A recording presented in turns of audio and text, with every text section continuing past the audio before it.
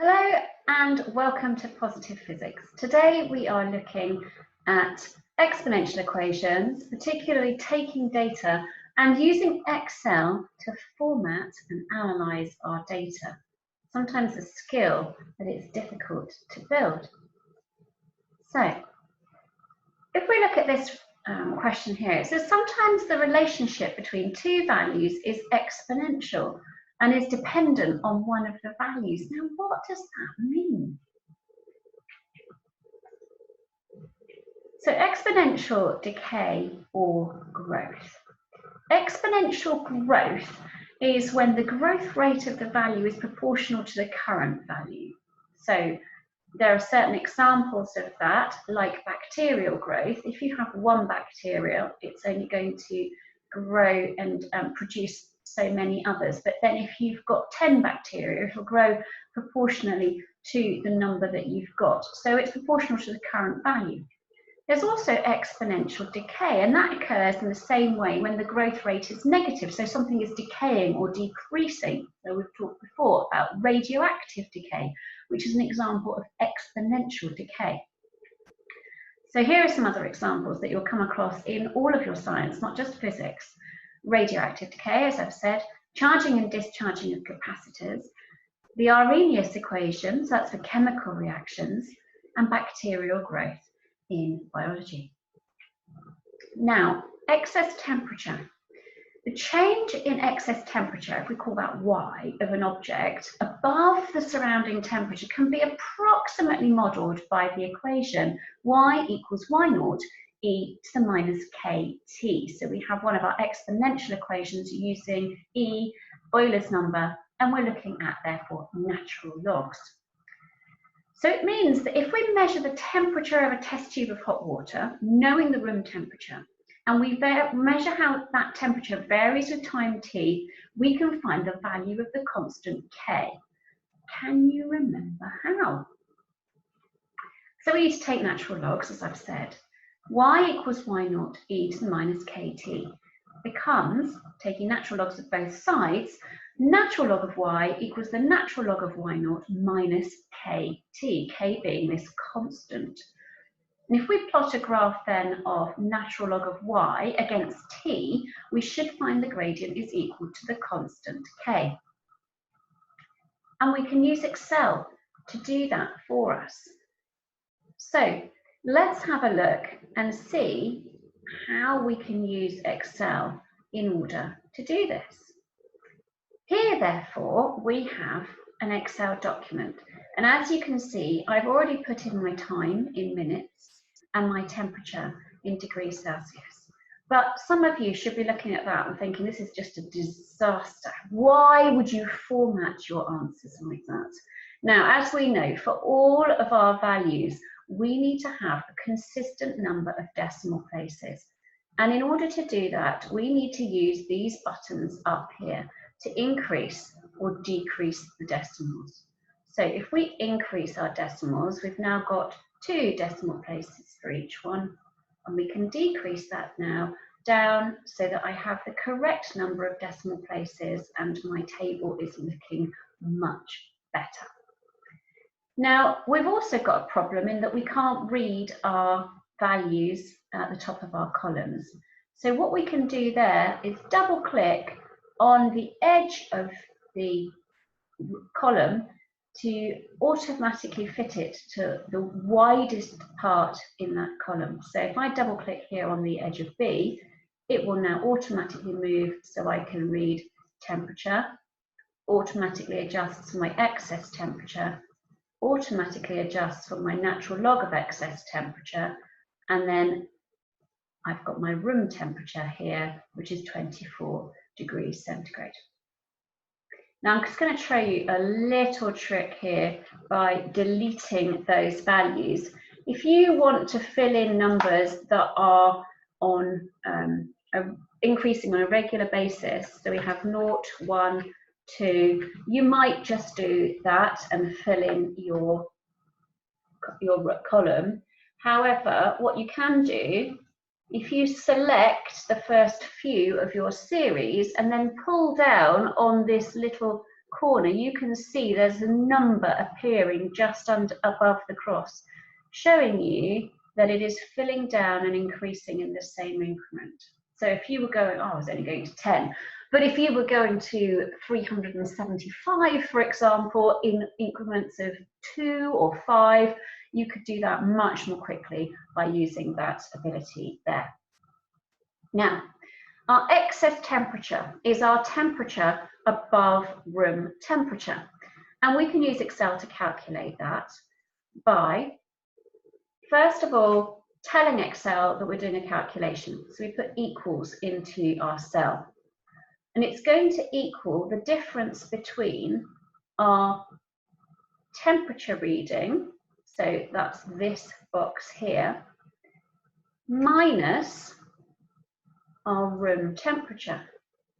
And if we press enter now, you'll see that that has calculated the difference in those two values. Now, if we want to pull down, we can copy down the rest of our cells. But if I do that, something's gone wrong. Now it's just copying across.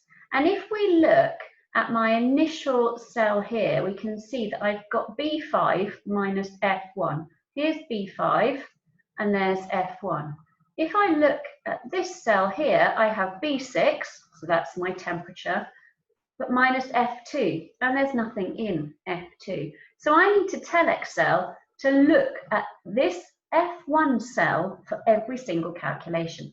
And there's a very simple way of doing that.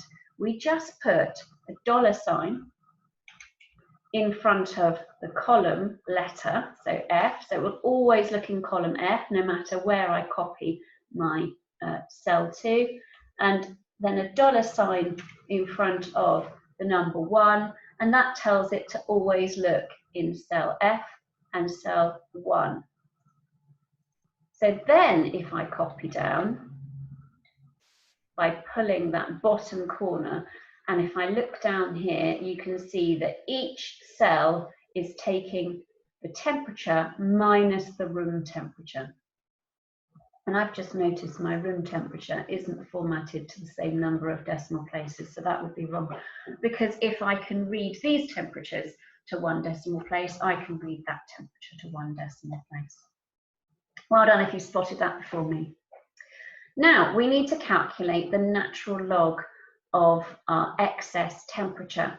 And again, we can use a function here.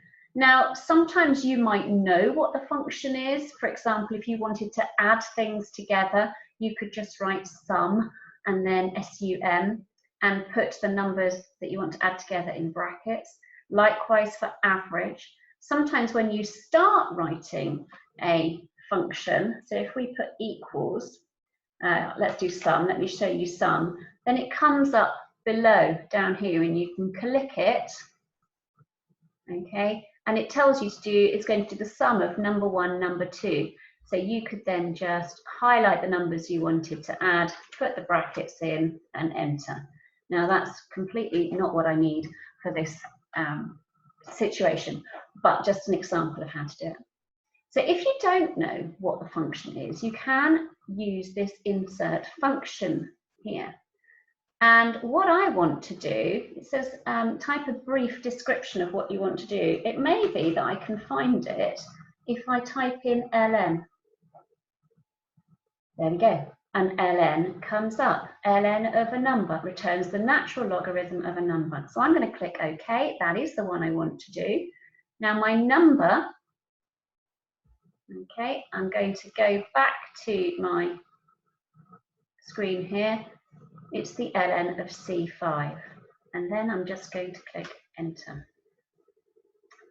And here we have the natural log of my initial temperature change, Y0.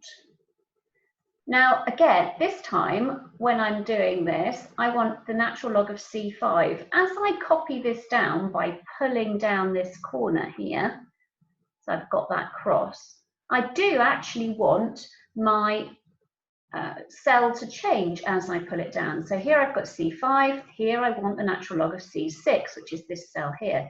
Here I want the natural log of C7, etc., etc., etc. And so now I have the natural log of all my excess temperatures, or y. Now at this point, I can draw my graph. How do we do that? So let us select the two values that we want to plot on our graph. So I want to have my time, so I'm going to highlight that.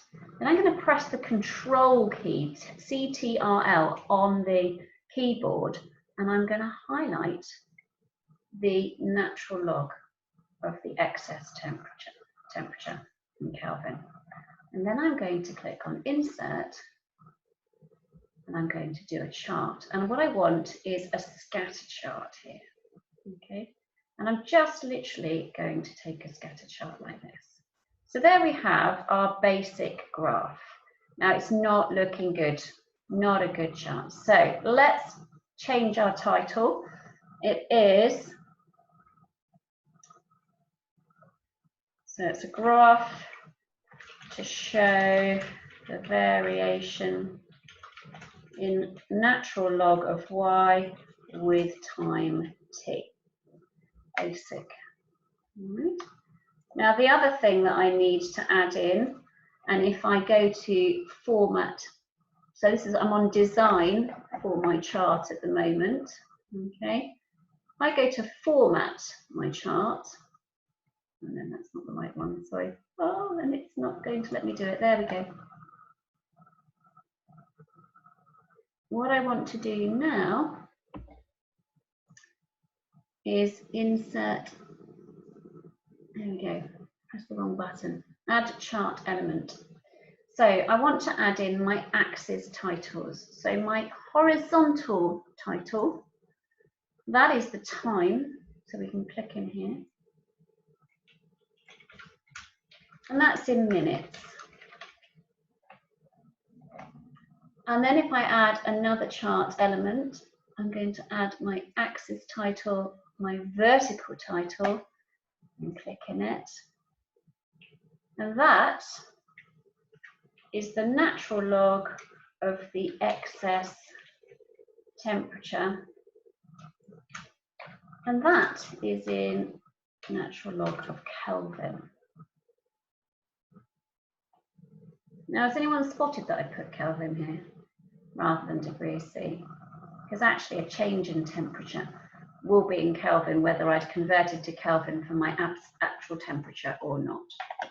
Okay, so we've got our y-axis is the natural log of the excess temperature, and our x-axis is the time in minutes.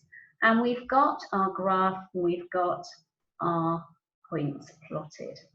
Now, what I can do at this point, if I right-click on the mouse over the points, it highlights where those points are coming from, but it also gives you this option down here to add a trend line.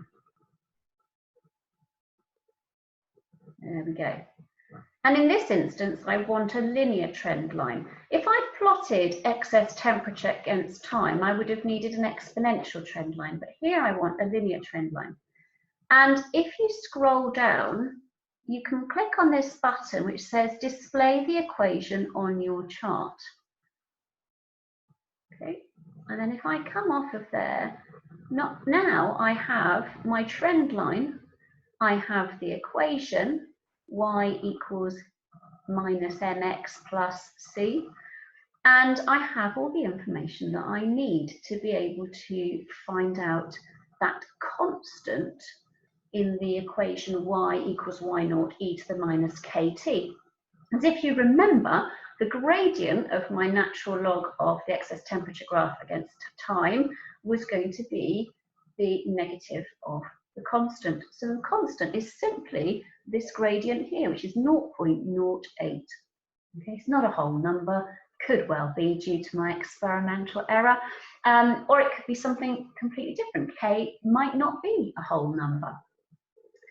This other value here, there is an intercept value at time t. Well, that is simply this value, which is the natural log of the initial excess temperature, so Y0 in our equation. There we go. So that is how to use Excel a little bit to plot your data, to format it, making it look nice, to input a natural logarithm function, and to plot a graph and add a trend line. And hopefully that has been helpful. One final thing, because I can't stand it when tables get printed out without any grid lines. When you highlight your table, if you go to this little selected arrow here, you can add grid lines to all your borders, and then when it prints out, it'll look nice and neat. Right, brilliant. Hope that was good. And hopefully you understand now a little bit more how to analyse data using natural logs and find solutions to equations. Thank you for watching. Take care.